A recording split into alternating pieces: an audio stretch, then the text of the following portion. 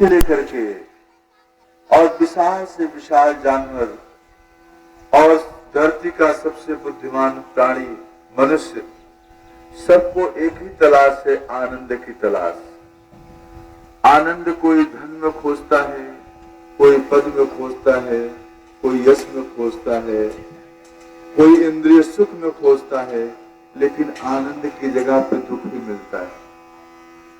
बड़े से बड़े धनपति को देखें, बड़े से बड़े अमीर को देखें, सबको अंत में आप निराश पाएंगे, दुखी पाएंगे। हम खोजते हैं आनंद को धन में, पद में, यश में, तमाम चीजों में खोजते हैं, वस्तुओं में, इंद्रियों में, लेकिन आनंद की खोजते हैं और मिलता दुख है। हम खोजते कुछ और है और पाते कुछ और है। क्या कारण है? इसका मतलब हमारा रास्ता गलत है। हमने यात्रा बनारस की तरफ की है और हम पहुंच जाते हैं लखनऊ की तरफ। हम खोजते कुछ और है, फूल को, और मिलते हैं कांटे। हम खोजते हैं हीरा और मिलता है कंकड़ पत्थर। इसका मतलब हमारा खोज गलत है, हमारी यात्रा गलत है, हमारा मार्ग गलत है।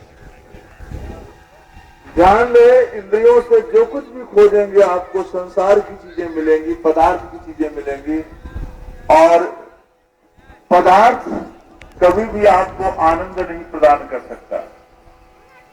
आनंद आपके इंद्रियातीत है, इच्छाओं से पार है।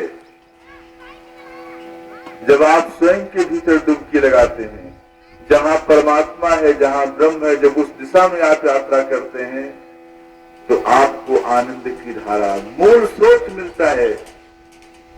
उल्टा वापस आना होता है गंगोत्री की तरफ, जहां से गंगा निकलती है। आपका मूल स्रोत आपके भीतर है।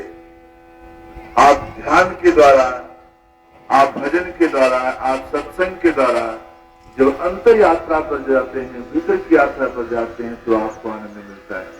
कबीर साहब ने कहा है, मन मथुरा दिल द्वारिका, काया काशी जान, 10 द्वारे की देहरी तामे ब्रह्म पहचान। मन को मथुरा बना लो, दिल को द्वारिका बना लो, और इस शरीर को काशी बना लो। आपके नहीं 10 द्वारों के बीच में परमात्मा विराजमान है। थोड़ा सा डुबकी लगानी है, देख लेनी है। जिन्हें डोगा तिन पाइया, गहरे पानी बैठ, मैं बपुरा पूरन डरा, रहा किनारे बैठ। हम डूबने से डरते हैं, हम स्वयं से डरते हैं, हम ध्यान से डरते हैं, हम अंतर यात्रा से घबराते हैं। हमको संसार की भौतिक वस्तुएं प्रभावित करती हैं। प्रभावित तो करती हैं, लेकिन आनंद नहीं प्रदान कर सकती। इसलिए भीतर डुबकी लगावें, अंतर यात्रा पर निकलें और आनंद की वर्षा होगी।